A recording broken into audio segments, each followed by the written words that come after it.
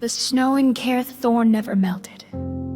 Even in midsummer, the valley stayed blanketed in pale silence, as if time had exhaled and chosen not to breathe again.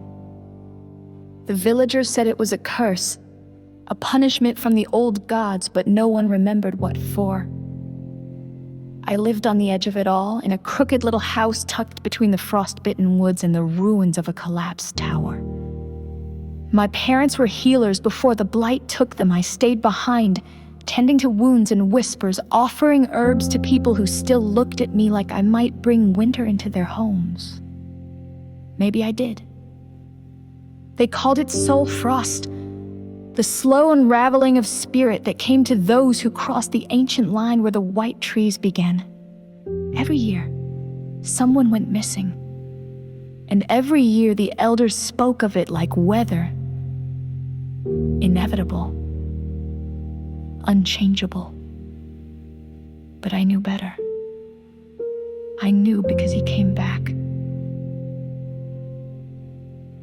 One morning, just after the moon had bled red and disappeared, I found a man collapsed in the snow outside my window. He wasn't shivering, wasn't breathing, but his skin glowed faintly like something remembered by starlight.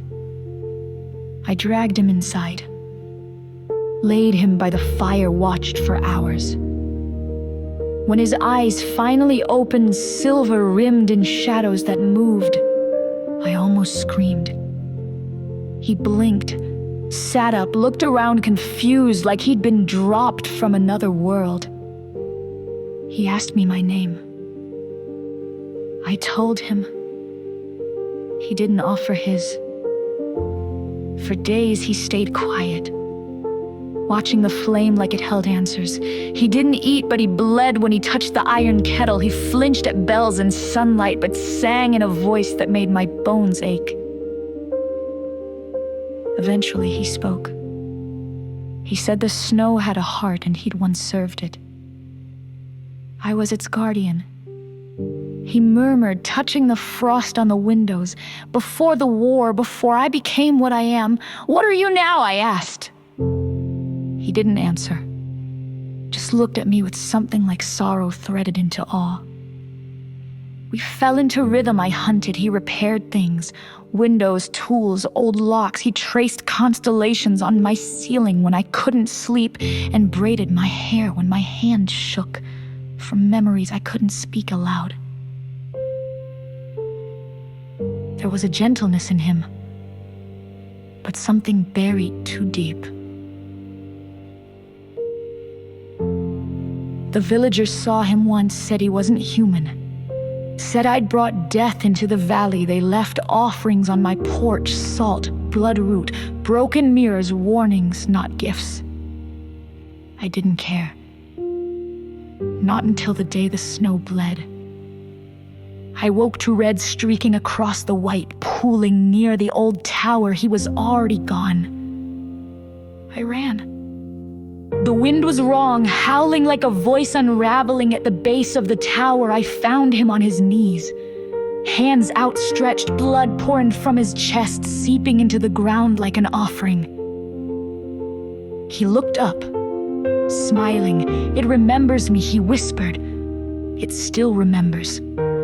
Then the tower shook, and I saw it rising from beneath the stone, a shape made of ice and breath and memory, the heart of the snow. The thing he once served. It spoke without words, but I understood. He betrayed us. He chose you. Now he will fade. I stepped between them. "Take me instead," I said, but it only laughed. "You are already taken." Then I remembered. The old scars, the dreams I never understood, the night I wandered too deep into the forest as a child and came back changed. It wasn't him who crossed the line. It was me. I'd been marked since then, carrying its will, slowly draining. He'd come not to bring the curse, but to stop it, to sever me from the thing I never knew lived inside. The pain hit like lightning, my chest splitting open, not with blood but light. He reached for me, even as the snow rose to swallow him. I screamed his name, though I didn't know I'd known it. The Shar. The storm stopped. I awoke days later in my bed, alone. The snow was melting. Spring had returned. The villagers no longer whispered when I walked past. They planted gardens, sang again. But I kept a scarf wrapped around my wrist, covering the mark where frost still lingered. And some nights, when the moon turns red again, I walk to the edge of the woods and whisper his name. Because I know he gave up eternity for a girl cursed by snow. And in some other world, he waits for spring or for me.